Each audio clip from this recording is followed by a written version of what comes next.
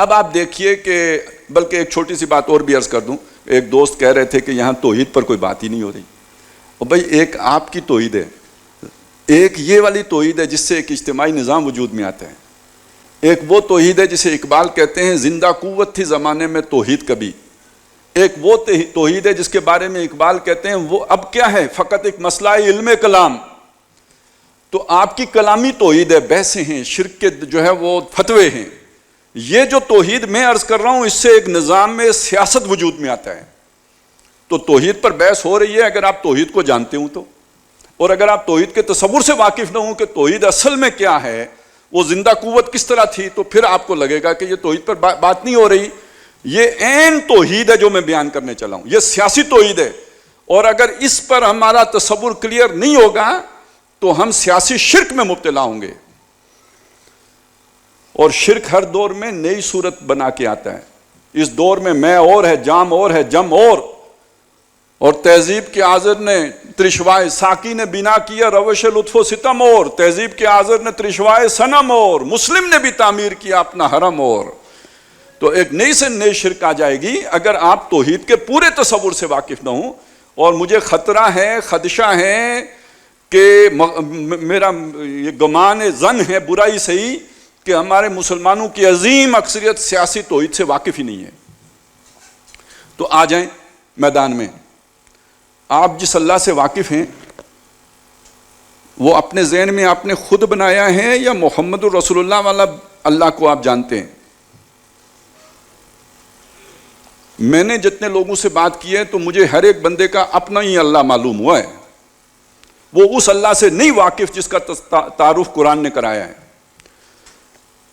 اگر آپ اس اللہ سے واقف ہوں تو پھر آپ اس سیاسی نظام کے اندر سانس لینا بھی گناہ سمجھیں. آپ نہیں واقف اس اللہ سے جو قرآن مجید پیش کر رہا ہے. قرآن مجید نے اللہ کو بادشاہ کہا ہے یا نہیں کہا؟ تبارک الذی بیدہ الملک, بابرکت ہے وہ ذات کہ جس کے ہاتھ میں بادشاہت ہے. لہو ملک السماوات والارض, آسمانوں اور زمین کی بادشاہی اس کی ہے. للہ ملک السماوات والارض, آسمانوں اور زمین کا بادشاہ اللہ ہے. پتہ ہے کتنی دفعہ آیا ہے؟ 17 مرتبہ. مرتبہ قرآن مجید نے اللہ کا یہ تعارف کرایا ہے کہ اللہ بادشاہ ہے.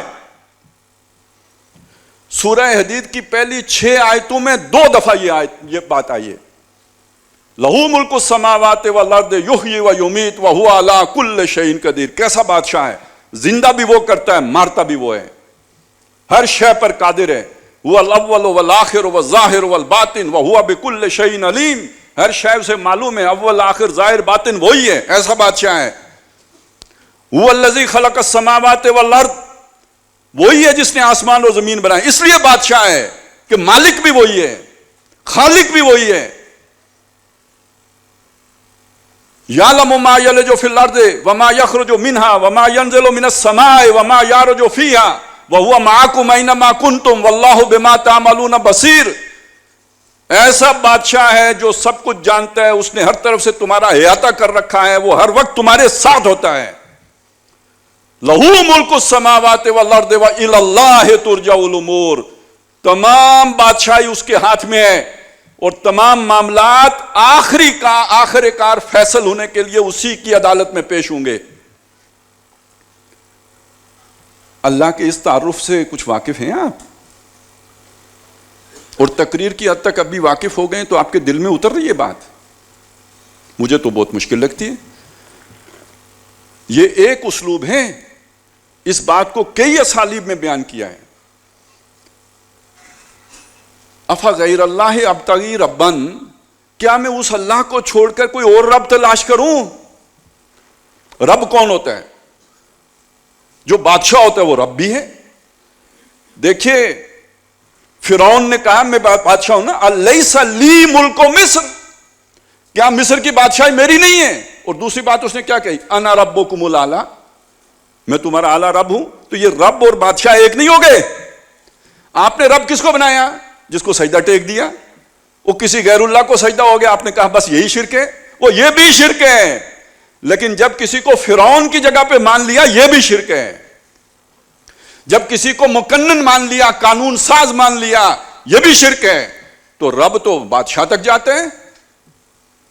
اب آپ دیکھیے قرآن میں رب کتنی دفعہ ہے، آئی سمجھ؟ وہ الہ کون ہوتا ہے؟ وہ الہ بھی بادشاہ ہوتا ہے جس کی اطاعت کی جاتی ہے.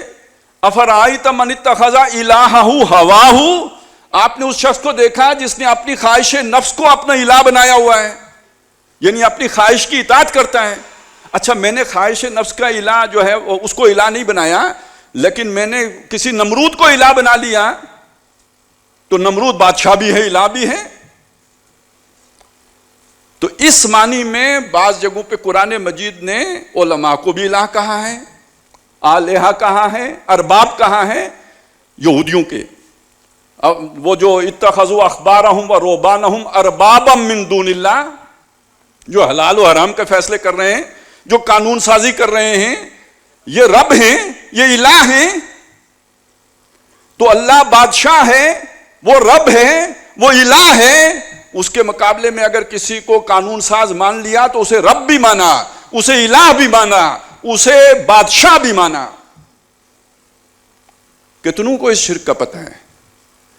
اور اگر پتہ ہے تو آپ کو پتہ ہونا چاہیے کہ آپ کی اسمبلی میں اگر کوئی غیر اسلامی قانون سازی ہو رہی ہے اور وہ قانون آپ کے اوپر لاگو ہو رہا ہے تو آپ کسی آج کے نمرود کی اطاعت کر رہے ہیں نا، آپ کسی فرعون کی اطاعت کر رہے ہیں، آپ کسی طاغوت کی اطاعت کر رہے ہیں.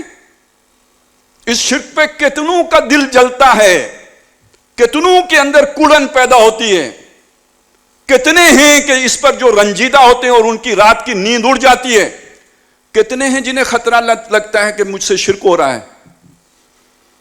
کتنے ہیں کہ جو توحید کے اس پیغام کے لیے تڑپ اٹھتے ہیں. نہ کیوں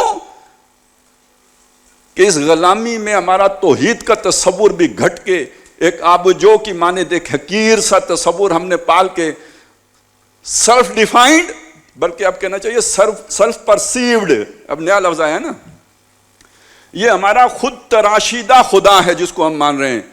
یہ محمد الرسول اللہ کا دیا ہوا خدا تو نہیں ہے. اگر اس خدا کو ماننا ہے، اس اللہ کو ماننا ہے تو وہ تو بادشاہ ہے، وہ الہ ہے، وہ رب ہے. اس معنی میں مانیے. ان کے ان الفاظ کو محدود معنی پہ نہ کرنا مانیے. یہ ڈسپشن ہے، یہ دھوکہ ہے، یہ فراڈ ہے، یہ دجل ہے، یہ فریب ہے.